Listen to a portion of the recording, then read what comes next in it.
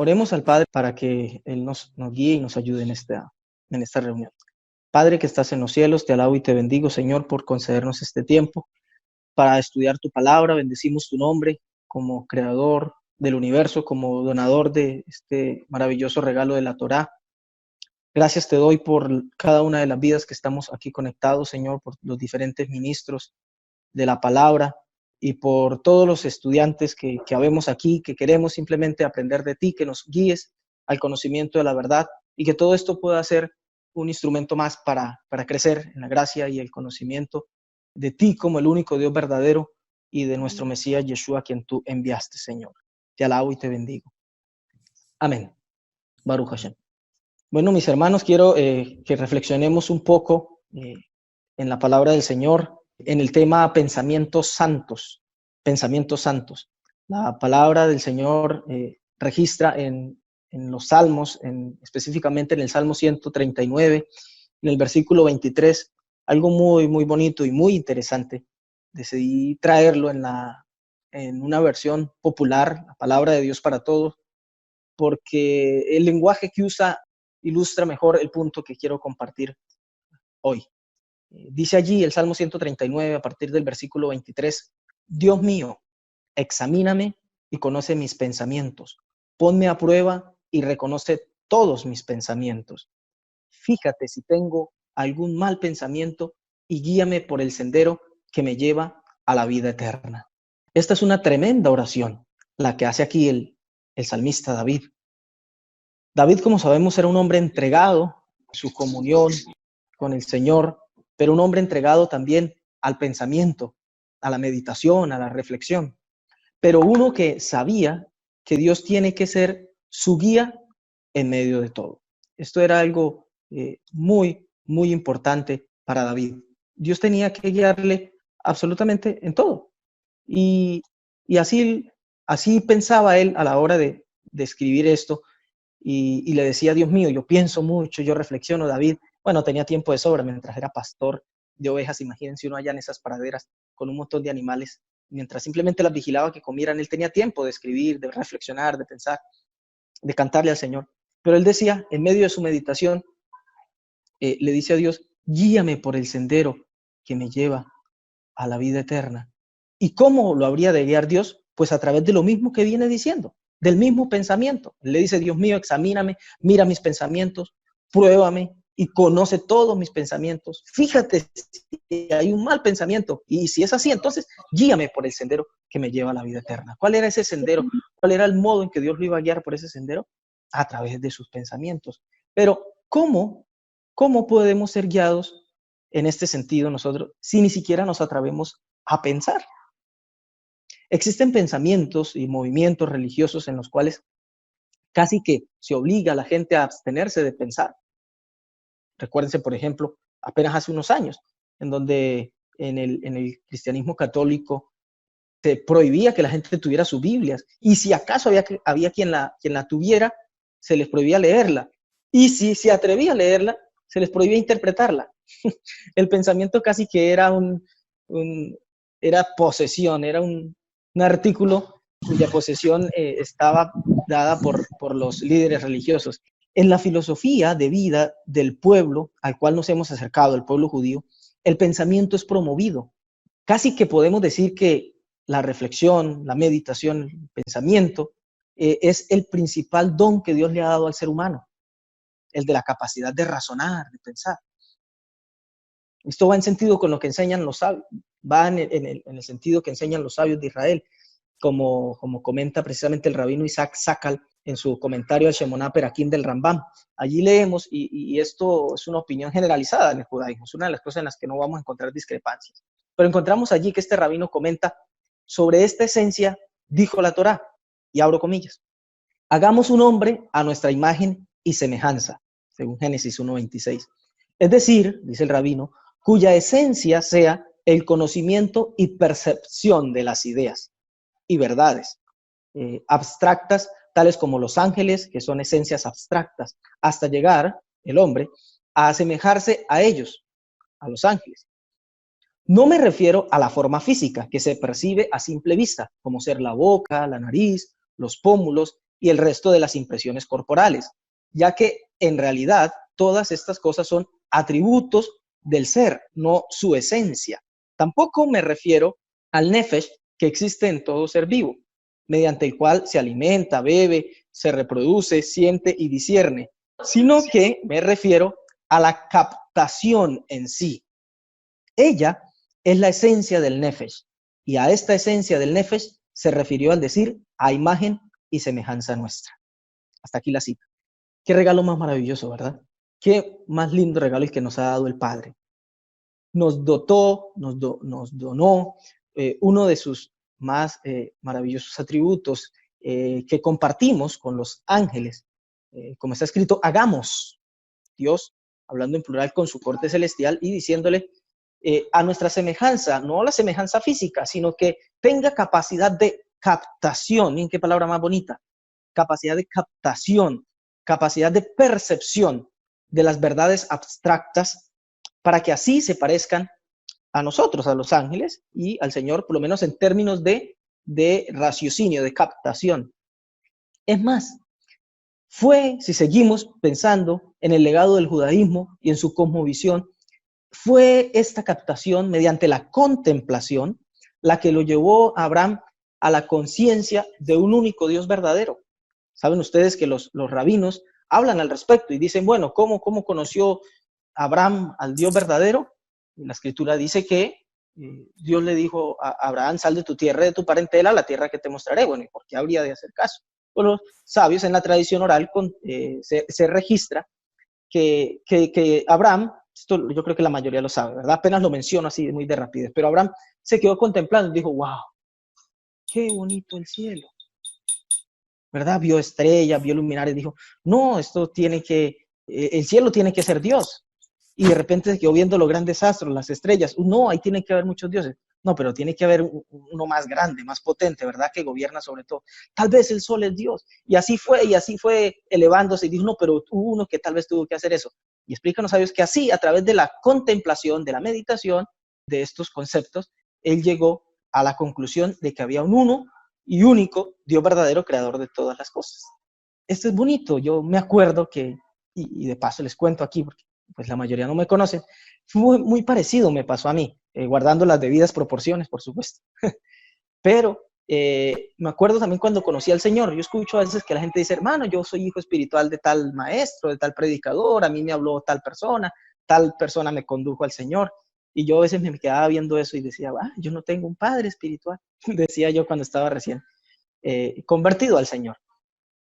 Porque lo que pasó conmigo fue así parecido a lo de Abraham. Yo de pronto me hacía muchas preguntas. Llegó una época en mi vida entre los 13 y los 15 años, habiendo sido criado en un hogar católico, pero entre los 13 y los 15 años me aparto de la religión católica, decido ir por ahí, por la vida, preguntándome muchas cosas. Dudé de la existencia de las cosas trascendentes, dudaba de Dios, dudaba un montón de cosas. Y llego a décimo en el colegio, en el bachillerato, y empiezan a enseñarme filosofía y toda la cuestión, y un filósofo dice una cosa y el otro otra, y ahí viene la confusión y un montón de cosas sobre la mente, y me puse a pensar, a hacer uso del más grande regalo que Dios nos ha dado, el del pensamiento, el de poder hilvanar ideas inteligibles, y de repente entonces digo, bueno, ¿será o no será? Y digo, pues voy a investigar en lo que dicen los que se consideran sabios. Empecé a leer filosofía y a un filósofo y a otro, y a Sócrates y a Aristóteles y cosas básicas del colegio. Y digo, bueno, vamos a analizar otra cosmovisión, pues la de la Biblia, ¿no? Y me acuerdo que por allá en la primaria me habían hecho comprar una Biblia católica para tareitas de religión. Fui, desempolvé esa Biblia, se le habían caído las primeras páginas y empecé a leer. Me bastó con leer unos capítulos de Apocalipsis y el libro de Mateo hasta el capítulo 24, para resumir un poco la historia. Pero cuando iba ahí por el capítulo 24, tenía una tremenda convicción de pecado en mi vida. Ya me había convencido que Dios era real, que Dios existía, que lo que dice la Biblia acerca de él es un testimonio verdadero y que yo estaba bien lejos de él, que tenía que arrepentirme de todo mi pecado y venir a él para poder algún día ser salvo y no hacerme merecedor de un montón de juicios que había alcanzado a leer en Apocalipsis. Pero fue una experiencia así parecida a la del padre Abraham. De repente me di cuenta que Dios era real, que lo que dice ahí es suficiente evidencia como para creerlo. y darme cuenta que lo que mi vida necesitaba era eso que estaba en ese libro, pero que mientras lo leía y hacía lo malo, porque no es que yo empecé a leer la Biblia y uy, mi vida cambió, me hice un santo, para nada. Me di cuenta de lo bien pecador y malvado que era y dije, no, yo necesito algo. El día que tomé la decisión de aceptar eso que decía la Biblia y no sabía qué hacer, le comenté a un amigo y dijo, yo no sé, mi papá va a una congregación, si quiere vaya con él a ver qué le dicen. Fui y le comenté la historia ya a un líder espiritual, a un pastor, y se burló de mí porque, bueno, me conocían un poco, que era bien tremendo en el colegio. Después le dije, es en serio, yo quiero eso que dice ahí la Biblia. En algún lado había leído la palabra salvación y le dije, yo quiero salvación y sé que no la tengo. Haga algo por mí, si no, no sé a dónde voy a tener que ir. Medio me creyó ahí, me guió en una oración de arrepentimiento al Señor. Y ahí mi vida cambió. ¿Cómo? Pensando, haciéndome preguntas, meditando, reflexionando, filosofando. Y cualquiera dirá, ay hermano, eso es pura filosofía. Sí, me declaro culpable. Es filosofía. El problema no está en la filosofía. Si vamos al significado simple, a partir de la etimología, filosofía básicamente lo que significa es amigo de la sabiduría. Filos, amigo, o amor puede ser, y Sofía, de Sofos, de sabiduría. ¿Qué es un filósofo? Un amigo de la sabiduría. Y creo que cuanto menos es lo que debemos ser, hacernos amigos de la sabiduría. ¿No es lo que dice Proverbios 4:5? Vean lo que dice Proverbios. Adquiere sabiduría, adquiere inteligencia. No te olvides ni te apartes de las razones de mi boca. Versículo 7 del mismo Proverbios 4. Sabiduría ante todo, adquiere sabiduría. Y sobre todas tus posesiones, adquiere inteligencia.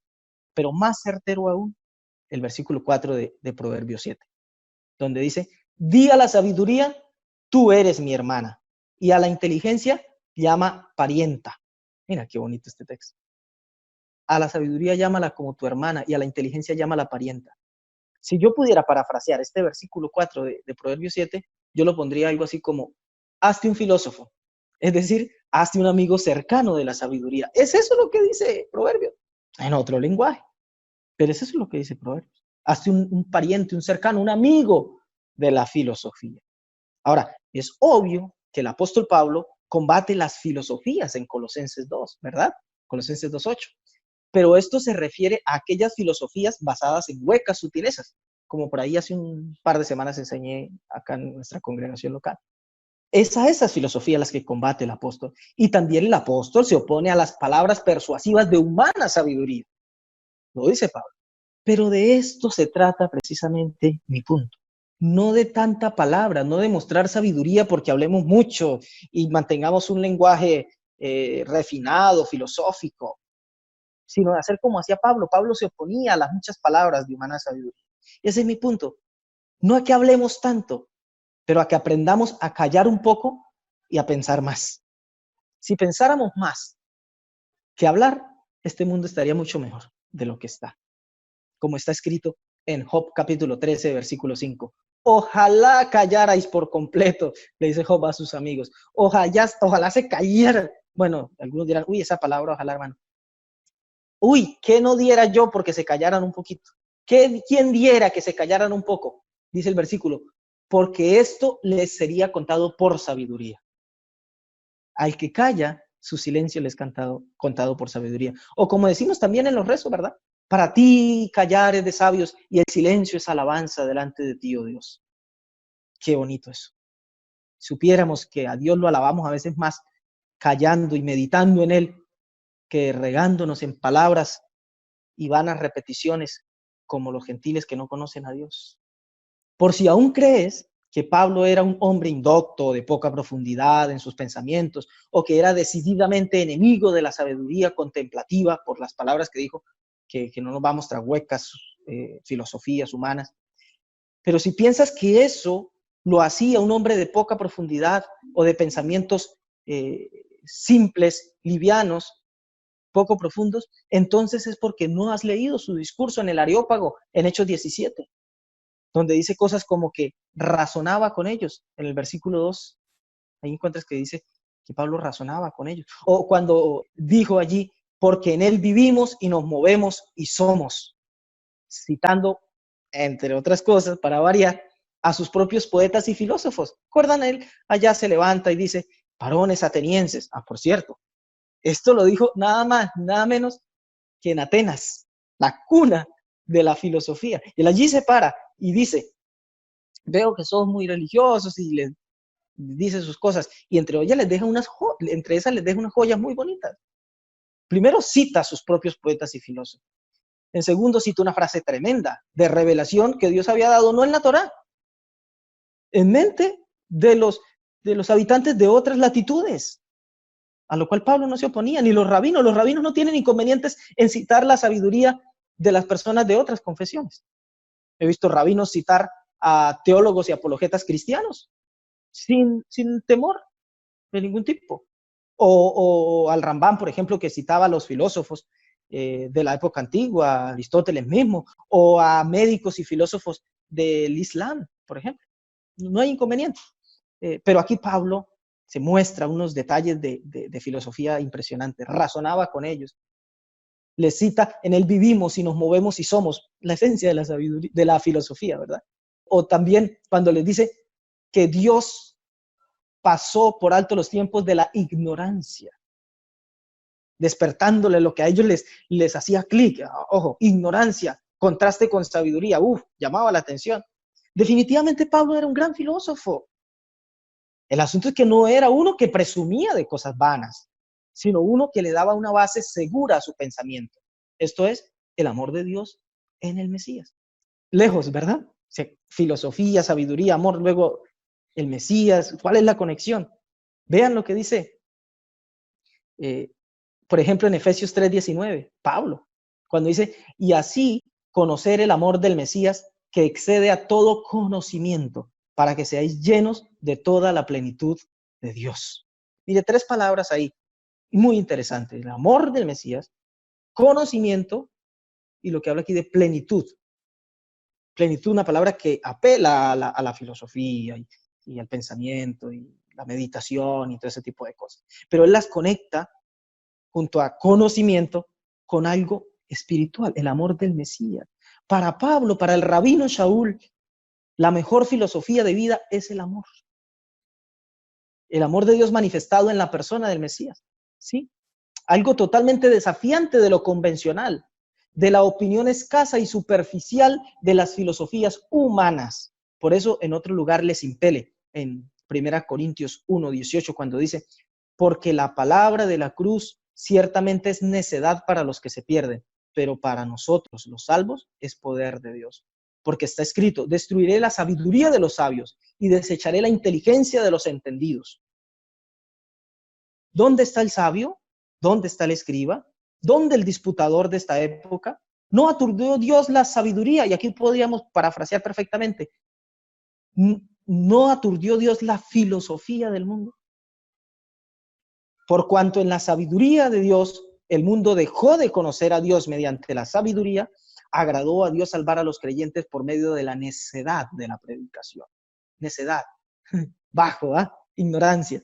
Para muchos, el mensaje de la predicación algo vano, ignorante, ahí no hay profundidad del pensamiento. Pero vean lo que dice el verso 22. Porque los judíos piden señales. Los judíos fueron levantados viendo obras milagrosas en el desierto. Para ellos, tener una prueba de la veracidad de algo tenía que estar acompañado de señales. Y los griegos buscan sabiduría, letras, palabras, discursos, sermones. Pero nosotros predicamos, dice Pablo en el verso 23, al Mesías crucificado. Para los judíos, ciertamente tropezadero, y para los gentiles, necedad, cosa vana. Mas para los llamados, tanto judíos como griegos, el Mesías es poder de Dios y sabiduría de Dios. Que no hay poder ni señales en el Mesías. No habrá para los que no quieren creer. Pero los que quisieron y creyeron, vieron milagros, señales, hasta un bat call celestial fue visto por muchos. Como está escrito, este es mi hijo amado en quien tengo complacencia. Lo vieron muchos judíos que iban a bautizarse con Juan a orillas del Jordán, ¿verdad? Pero también hay en el Mesías, hay sabiduría de Dios. En el Mesías hay profunda sabiduría de Dios. O sea, ahí podemos filosofar millones y millones de libros a partir de pequeñas frases del maestro. Y vamos a verlo ahora. Vamos a ver la profundidad que hay ahí, pero no es una filosofía vana, hueca, es una filosofía basada en una persona. No es filosofía de llenar libros y bibliotecas con cosas que a la postre no terminan haciendo nada. La filosofía de vida del maestro es una filosofía de entrega, de amor, una filosofía práctica, una filosofía que podía ser comprobada. Esa es la diferencia. Entonces, por un lado, tenemos una invitación al pensamiento, a la reflexión, a la sana contemplación del mundo y la vida que Dios nos dio, porque allí se esconde Él, bendito su nombre. Allí se esconde Dios. En la vida que Él nos dio, en este mundo, Dios se esconde. Y le place que lo encontremos a través de nuestros pensamientos e inteligencia. Así está escrito, que Dios, su poder, su deidad eterna, lo invisible de Él lo hace claramente visible a través de las cosas hechas. Por lo tanto, cuando contemplamos, cuando observamos y meditamos en eso que vemos, ahí tenemos que encontrarlo a Dios. Y tenemos esa invitación a buscarlo en medio de eso. Pero por el otro lado encontramos una advertencia para que no nos dejemos llevar de nuestros engañosos designios, de nuestros pensamientos y corazones, porque como también está escrito, sus pensamientos son más altos que nuestros pensamientos y sus caminos más que los nuestros. Y Pablo aquí ya lo advirtió. En la sabiduría de Dios, el mundo dejó de conocer a Dios mediante la sabiduría. Hay un peligro, ¿verdad? Y es por eso que quiero sugerirte 3 consejos para poder mantenernos en equilibrio y buscar conocer a Dios a través de la filosofía y el conocimiento, sin que terminemos haciendo idolatría del instrumento y extraviándonos de Dios en pos de su creación. No podemos hacer idolatría del pensamiento que nos lleva a Dios y terminar clavados ahí, en ese pensamiento, sino en Dios a quien debe conducirnos. Y por eso te quiero sugerir hoy 3 muy sencillos consejos para que podamos hacer. Cualquiera dirá, bueno, ¿por qué no simplemente le pido a Dios que me dé lo que necesito y ya? Bueno, porque Dios te espera de nosotros. Tenemos que ir en búsqueda. Hay un concepto muy bonito del judaísmo. Precisamente hoy leía en un libro del rabino Eliyahu de Vidas el concepto de Mei Nukbin. Consiste, dice aquí el rabino, consiste en la energía espiritual que asciende desde el mundo terrenal al celestial, producto del cumplimiento de Misbot del pueblo de Israel. Es decir, si no hay una iniciativa inferior de nosotros hacia el cielo, tampoco hay una iniciativa superior del cielo hacia nosotros. O sea, no basta con decir, no, hermano, ¿qué cuenta estás pensando? Dios, ayúdame, envíame la revelación, envíame el pensamiento. Tiene que haber una iniciativa, tiene que haber una búsqueda, tiene que nuestros pensamientos centrarse en Él, para que los de Él se centren en nosotros. Como está escrito, Dios mío, me gocé porque el Eterno pensó en mí, el Eterno pensando en nosotros. Él, grande, el amo del universo, piensa en nosotros. ¿Quiénes somos nosotros para no pensar en Él y su magna obra de la creación? Pero entonces, quiero darte estos 3 consejos. En primer lugar, conecta todo tu análisis con una fuente segura. Y no hay más fuente segura que el Mesías.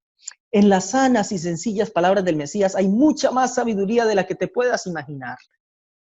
No son cosa vana. El maestro dijo, si tu enemigo te golpea una mejilla, pon la otra. Ay, no, eso es humillación, yo no veo ahí profundidad. Cálmate un momento. Sus comparaciones, sus claves acerca de en qué consiste la vida del hombre. ¿No te suena esto? ¿No te hace clic a lo que la filosofía anda buscando? La esencia de la vida, la causa de la vida, el propósito del ser humano, por qué el hombre tiene sus crisis existenciales, todo lo que estudia la filosofía. El maestro tocó esos temas, claro que sí, eso no fueron ajenos a él. Acuérdate, por ejemplo, de la parábola de aquel hombre insensato que era rico y tenía recogió su cosecha y dijo, ¿y ahora qué hago? No me va a caber la cosecha en los graneros. Derribaré mis graneros, haré uno más grande, tendré donde cosechar. Y él finaliza con esta linda frase, cuando dice, porque la vida del hombre no consiste en la cantidad de bienes que posee. Eso te deja muchas preguntas. ¿Y en qué consiste entonces la vida del hombre? Una pregunta filosófica, ¿verdad? En una pequeña parábola del maestro. Ahora, si lees esa parábola con detenimiento, ahí encontrarás esa respuesta. Pero nada más un ejemplo. Su modo de recurrir a la sencillez de los niños para entender de qué se trata todo en esta vida. Cuando dijo, La vida, el propósito de la vida, lo comprenden los que se hacen de corazón como uno de estos niños. De ellos es el reino, de ellos es la vida perfecta. Analiza uno más lo que estamos viviendo. ¿Cuántos de ustedes están cansados y aburridos de que tenemos que estar encerrados, en cuarentena casi en todos nuestros países a causa del COVID-19? Ahora piensan los niños llevan mucho más tiempo que nosotros encerrados. Nosotros podemos salir a comprar, ellos no pueden salir absolutamente de casa. Hace un par de días dejé salir a mi hijo aquí a la puerta de la casa, estaba feliz el muchacho, me abrazaba, me besaba, ay papi, gracias por dejarme salir aquí a la puertita. No se quejan, agradecen. Bueno, acuérdese que el maestro dijo que comprende la verdadera razón de la vida y quien se hace como un niño. ¿Cuándo vas a ver un niño quejarse? ¿Se aburren? Sí. ¿Qué hacen? Se ponen a contar las piedras que hay en el patio y ya se desaburrieron. Creo que hay que prestarle un poco más de atención a las sanas palabras del maestro. Ahí hay mucha clave para la vida. Lo que pasa es que nos recargaron en diferentes círculos religiosos tanto del mensaje, del poder soteriológico del Mesías, de su obra vicaria, de su sacrificio, que nos enfocamos como que Yeshua se convirtió nada más en una fórmula mágica. Confieso mis pecados en el nombre de Yeshua, y si es evangélico, confieso los pecados en el nombre de Jesús, y ya, listo, me voy a hacer salvo, y ya. Y listo, desechamos al Mesías, ya, no más. Ahora solo Torá, Zohar, Talmud, no sé qué. Amado, vuelve a las palabras del maestro, ahí hay profundidad de sabiduría. Acuérdate de Pablo, oh, profundidad de las insondables misterios de las riquezas del conocimiento de Dios. Cuán insondables son tus caminos, dice Pablo. ¿Después de qué? De una disertación acerca de la obra del Mesías. Hay profundidad. ¿Qué ejemplos te puse? 2 ejemplos chiquititos a partir de parábolas. Pero sus palabras, sus enseñanzas son magistrales clases filosóficas que a menudo son desdeñadas para recurrir a las falacias, a fábulas de viejas, dice en algún lugar Pablo. En otro lugar todavía más fuerte y dice a fábulas judaicas, a cuentos judaicos. No se refiere a que el judaísmo sean fábulas y cuentos, no. De que en medio, así como había, en medio de todo, como había sana enseñanza y sanas ilustraciones de las enseñanzas de la Torá, también se han levantado maestros por ahí con cuentos judaicos y que tienen la fama de judíos y echaban a perder todo porque no es verdad. Igual estamos en esta generación, amados, desdeñamos las palabras del maestro por recurrir a cosas que, ay, pero que parece judío, parece, cuidado con lo que hay detrás. Pero dejemos hasta ahí el primer punto. Segundo lugar, para darle una base firme a tu pensamiento, a tu filosofar, a tu meditación, tienes que darle combustible a tus pensamientos. Tus pensamientos, tu filosofía, tu meditación, tu contemplación de la vida, se alimenta de aquello con lo que llenes tu mente. Dice Filipenses 4, versículo 7, y la paz de Dios que sobrepuja todo entendimiento, guardará vuestros corazones y vuestros pensamientos en Yeshua el Mesías. Por lo demás, hermanos, todo lo que es verdadero, todo lo honorable, todo lo justo, todo lo puro, todo lo amable, todo lo que es de buena reputación, si hay alguna virtud, si hay algo digno de alabanza, en eso pensad. Tu mente nunca se va a estar quieta. Privarla de la sana reflexión es tirarla directo a la vanidad y a lo mundano. Procurar mantenerla ociosa, sin ocuparse de nada, es privarse del conocimiento de Dios, conforme está escrito en Romanos 12:2. No se conformen a este siglo, sino renuévense en la transformación de la mente para que comprueben la voluntad de Dios. ¿Quieres conocerlo a Dios? Tienes que transformar tu mente, no hay manera. Dios opera en el terreno de la mente y el corazón humano. No viene a cambiarte a la fuerza. Él opera en ti a través de la renovación de tu mente. Tienes que usarla. No te queda opción. Pero ¿cómo la vas a usar? La mente va a ir.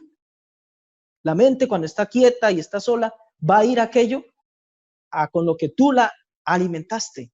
Así que si lo que haces es ver material indecoroso, la mente le va a dar vueltas a eso. Si lo que haces es leer historias de ficción, ver películas de terror o de lo que sea, no estoy diciendo que leer una historia de ficción o ver una película sea pecado, no, yo no soy de eso. Pero si con eso es que alimentas tu mente, a eso le dará vueltas tu mente todo el tiempo. ¿Nunca has visto una película en la tarde-noche de misterio, de acción, de lo que sea? ¿A qué le da vueltas tu cabeza antes de dormirte? obviamente a lo que viste. Por eso es que debería ser que lo último que hacemos antes de acostarnos es leer una porción de la palabra, o orar, en todo caso. Para que la mente medite en eso que leímos, en eso que le dijimos al Señor, ¿verdad? Pero lo que está diciendo aquí el apóstol es, piensa, o sea, llena tu mente de lo honorable, lo justo, lo puro, lo amable, lo que es de buena reputación, aquello en lo que hay virtud, aquello que es digno de alabanza. Llena de eso tu mente para que cuando ella esté quieta y no le estés metiendo nada, cuando ella empiece a rumiar y a repasar y a repasar y a repasar, piense en eso. Entonces tu filosofía se eleva. Conviene entonces alimentar nuestra mente de la palabra, de los dichos de los sabios, de los apóstoles y profetas, por supuesto también de las fuentes de sabiduría en los distintos escritos de los diferentes eruditos que ha habido a lo largo de la historia en el cuerpo del Mesías. También de hacer así, a la hora de tu mente dedicarse a la contemplación y la reflexión, echará mano de aquello con que cuenta, que es, en este caso, el combustible con el que la alimentaste. La palabra, lo bueno, lo puro. No siempre tiene que ser la Biblia, un buen libro de sabiduría acerca de la vida, de filosofía, así sea secular, a ver qué piensa, pero que tu mente piense en cosas importantes, en cosas de la vida, para que eche mano a eso. Y si así haces, entonces tu mente echará a andar por las sagradas sendas de Dios en busca de la verdadera sabiduría. Alimenta tu mente, no la dejes sin fruto. Como está escrito, no andéis ociosos y sin fruto. Tu mente fue hecha para andar viva. Así es nuestro entendimiento. Ni cuando dormimos. ¿Cuántos sueñan aquí? Yo creo que la gran mayoría. Yo toda la vida he tenido, yo lo considero un privilegio de Dios. A mí me gusta. Mi esposa es de las que me dice que a ella no le gusta mucho soñar porque como que siente que no descansa. Yo le digo, a mí me encanta soñar porque siento que vivo el doble. O sea, vivo mi vida normal, la de verdad, y cuando sueño son historias tremendas. Yo siempre sueño cosas bastante complejas, rollos por ahí. Siento que viví otra vez, y, ay, no desaproveché el tiempo de dormir, me viví otra historia, viajé, qué sé yo, a menudo aparezco por allá en lugares que nunca he conocido, y cosas por el estilo. Pero una época en que no soñé fue justamente cuando llegué aquí a las raíces hebreas. Y no digo yo que el judaísmo, las raíces hebreas maten lo espiritual, no es por eso. Fue porque una época en que yo me dediqué a solo alimentarme, nada lo juzgaba. Yo solo leía, no sabía, yo había estudiado teología cristiana en un seminario teológico cristiano. Y de repente me doy cuenta al llegar a este movimiento que la mayoría de cosas que he aprendido era todo menos la verdad. Y yo dije, y ahora me toca aprenderme el ABC. Y empecé, seleccionaba por ahí qué autores veía que tenía un perfil equilibrado. Y leía, yo no refutaba nada, leía y comía, consumía. No le daba espacio a la mente para que razonara nada, solo consumía. Una época de unos 4 o 5 meses que leí un montón de cosas, aprendiendo, purificando mi entendimiento. Mi mente estaba, por un lado, alimentándose, pero por el otro sin fruto, no estaba dando nada. Una época en que yo no prediqué, no volví a enseñar, una época en que me quedé absolutamente quieto. Para que luego, cuando ya me di un descansito, pues más o menos ya lo básico, yo lo sé, mi mente empezó a reflexionar, a razonar, a meditar, a filosofar sobre todo eso. Me di cuenta, sin pensarlo, con el tiempo fue que me detuve a ver todo esto y me di cuenta que volví a empezar a soñar. Yo, ok, ahora entiendo por qué era. El pensar, el meditar, el reflexionar es un ejercicio sano de la vida y eso es lo que desea la mente. Ese es el propósito de nuestra vida en este mundo, elevarnos. Dicen los sabios que nos fue dada esta oportunidad de vida como una prueba. Saben que el alma es de Dios, pero nos fue dada esta vida con un cuerpo físico para ser probados, a ver si conduciríamos el alma en elevación hacia Dios o si la entretendríamos en este mundo vano. ¿Qué haces con tu mente? Aliméntala de lo bueno para cuando ella tenga que moverse y ejercitarse, eche mano de lo bueno con lo que la alimentaste. Y así no te perderás en tu filosofar. Y en tercer lugar, mi tercer recomendación es conoce tus límites. Conoce tus límites y tu propio proceso. Conoce tus límites y tu propio proceso. Leemos en el Salmo 131 que dice, Cántico gradual de David. Oh Eterno, mi corazón no se ha ensoberbecido, ni mis ojos se han enaltecido.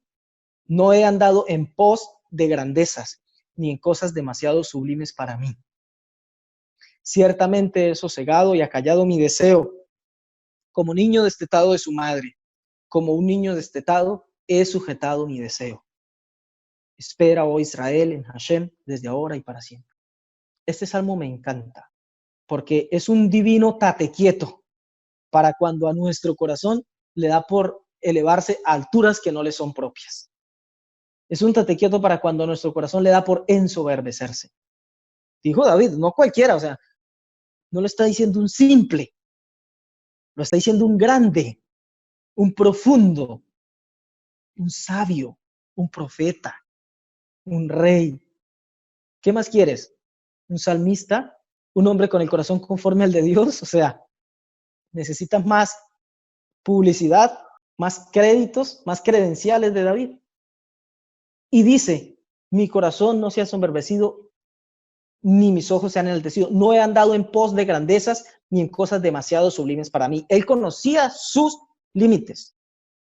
Él conocía su propio proceso. Y me gusta porque este es un cántico gradual. Lo prediqué hace algún tiempo. Gradual, ascenso, proceso, escalones. Y él lo conocía. Mi corazón ha ido suave. No he andado en cosas demasiado sublimes para mí. Las alturas son atractivas y el llamado es a que nos animemos a escalarlas, pero cada uno a su medida y consciente de sus propias fortalezas y limitaciones. Me encanta en este sentido lo que dice Habacuc 3:19. Hashem, el Señor es mi fortaleza, el cual hace mis pies como de ciervas y en mis alturas me hace andar. No en cualquier altura, en mis alturas. Las que le son propias, las propias de Él. ¿En qué alturas debes andar? En tus alturas. Está alto, lo que significa que de todos modos estás creciendo, pero son las alturas diseñadas para ti, no las alturas diseñadas para un sabio de pronto, que está en otra condición. Tampoco las alturas diseñadas para un simple, porque está en otra condición diferente a la tuya. Tú estás en tu nivel. Conoce tus límites, tu propio proceso. Yo no te voy a negar que hay cosas muy llamativas. Cuando uno ve cosas por internet tan interesantes como la gematría, la cabalá, por ejemplo, no deja de verse movido a entrar en ellas, ¿verdad? ¿Quién no se siente atraído? Sobre todo cuando ves que algunos ofrecen métodos humanos a través de la meditación y todo esto, para prolongar la energía vital, para una superación continua de modo superlativo y todo esto, y uno, wow, uy, esto lo quiero yo. ¿Quién no? No obstante, si no queremos echarlo todo a perder, es mejor que adquieras bases firmes que te ayuden a fortalecer tus pies para que cuando te halles en las alturas, tus piernas no flaqueen y te vengas abajo. Cuando yo vi todas las posibilidades de conocimiento que había en este mundo tan amplio y maravilloso del judaísmo, como estas que recién te menciono, yo me animé, pero después me calmé y dije un dicho que se dice aquí en la costa, vamos a calmarnos. Y voy a calmarme un poco. Y decidí empezar a obtener bases sólidas en términos de filosofía ética. Filosofía ética, bases, firmeza, nivel para muchos tal vez bajo, pero buenas bases de musar, de ética judía. Esto gracias a rabinos como Maimónides, como Behayi Ben Pekuda, como Eliyahu de Vidas, entre otros. Rabinos muy buenos en enseñar ética, en enseñar bases de judaísmo, cómo andar apegados a lo que realmente es importante para no movernos, porque en las alturas las piernas tiemblan, te lo aseguro. Si no te has subido a una torre alta, a una vara alta, a un árbol de mangos, aunque sea, te invito a que un día lo hagas. Va a ser como te tiemblan las piernecitas. Ten cuidado como subes. Ten cuidado, porque como dice por ahí algún cantante argentino en una de sus canciones, mientras más sube el monito, así es la vida, todo más se le ve. A veces nos las damos de muy chistoso y queremos trepar y subir y escalar. Y nos convertimos cual mono. Terminamos divirtiendo a la gente con nuestras barbaridades y horroridades. Hay que tener cuidado a qué altura subimos y prepararnos. Entonces, ahora después de esto, cuando creo estar firme, no empiezo a subir. Cuando creo estar firme, primero miro que no caiga. Pablo dijo, el que piense que está firme, no dice, atrévase a subir más alto, no. El que piense que está firme, mire que no caiga. Y ahí sí recién intentaré escalar alturas más elevadas. Y espero contar con la asistencia divina para ello. Por ahora, quiero animarte a que empieces, si no lo has hecho, a descubrir el maravilloso mundo de la transformación a través de la renovación de la mente. Es tiempo de que empecemos a ejercitarnos en el más maravilloso recurso que el cielo nos ha otorgado, el de la captación a través del pensamiento, del raciocinio. No permitamos que el enemigo cumpla con el mismo cometido con el que dañó a los primeros hombres. Esto es, les nubló el entendimiento y los entretuvo con la mentira. ¿Y saben una cosa? Me temo que es el mismo daño que trata de infligir sobre nuestra generación. El enemigo le puso a Adán y Eva algo que iba en contra de la verdad de Dios. Sus pensamientos tenían que concentrarse en Dios y lo que Él les había dado, para comunicarse con ellos. Hagámoslo a nuestra imagen y semejanza, que nos conozca, que nos perciba. El enemigo que les ofreció. Hay un atajo para esto. ¿Quieres conocer el bien y el mal? Prueba este fruto y ya está. Listo. Y a nosotros. Porque escuchamos cosas como esta y, ¿quién se va a poner, hermano, a leer y profundizar? Y ahora, ¿qué más? Que me tocaba leer la Biblia, ahora me toca ponerme a leer libros de sabios, de rabinos, o las palabras del Mesías, ¿qué más quiere? De pronto nos da pereza. Y al enemigo está ahí para ofrecernos un camino ligero. ¿Ahorita cuál es? Pues no pienses en esas cosas y ya. ¿Cómo? Nos está poniendo al frente una bandeja muy atractiva, llamada entretenimiento, que nos priva de ejercer el buen uso de nuestras facultades perceptivas y especulativas, que son el mejor regalo para nosotros.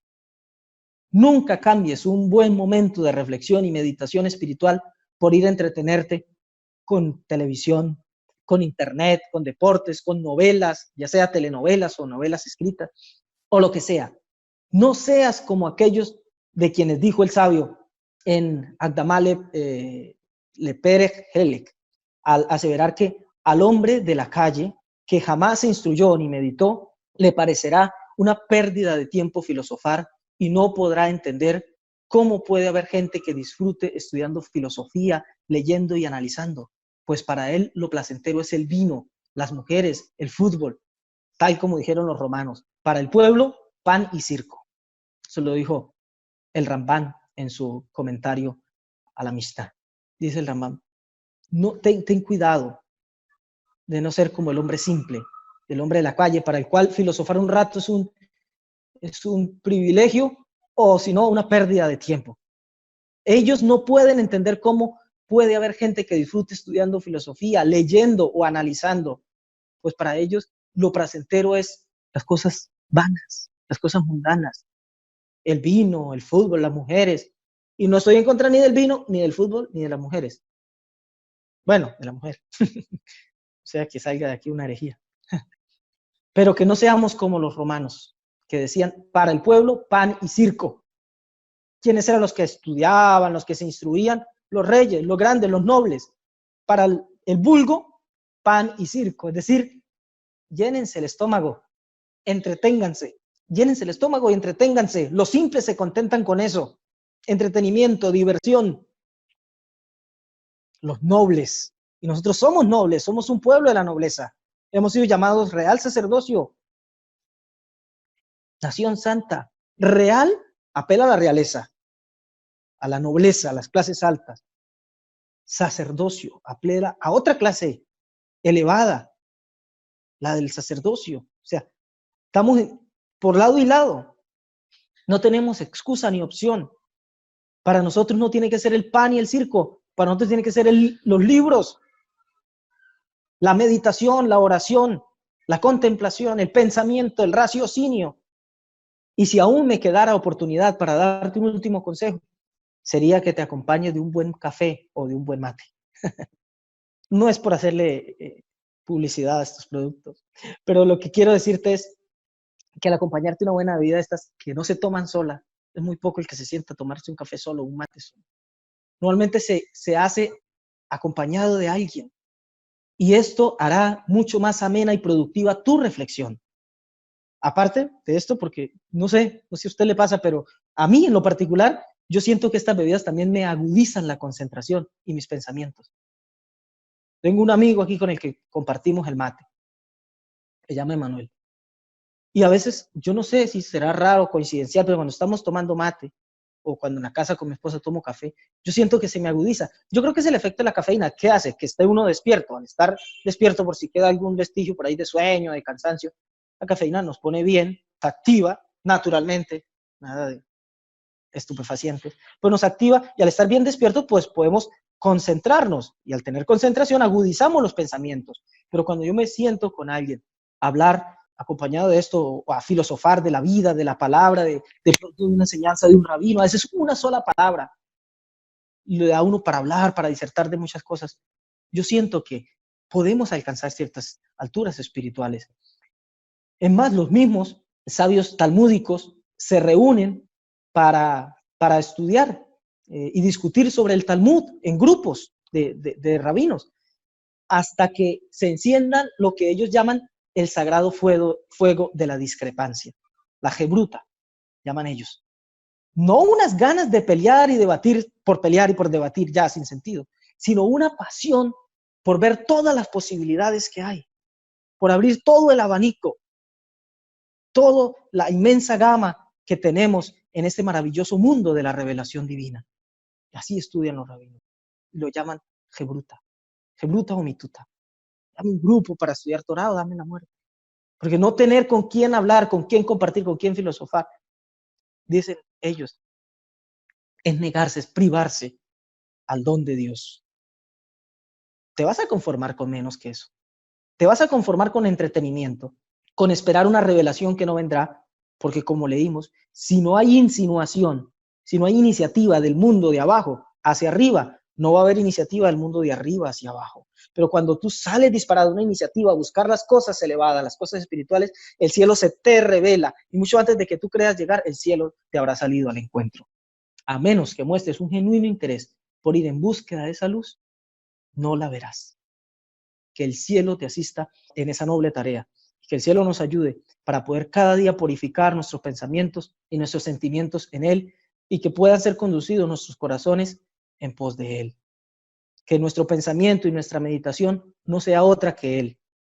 Que nuestros corazones, nuestros pensamientos más sublimes, corran en pos de su conocimiento, de su verdad, de su luz, y que pueda el Espíritu de Mashiach iluminar nuestros corazones para que podamos conocer a aquel que era su Padre y su Dios, a quien Él le dedicaba continuamente noches enteras, meditando en Él, en su palabra, en su mandamiento para su vida y su propósito. Que así sea sobre cada uno de nosotros. Sean gratas las palabras de mi boca y la meditación de mi corazón delante de ti. Beshem Yeshua. Amén y amén. Baruch Hashem. Gracias, hermano. Bien, hermano.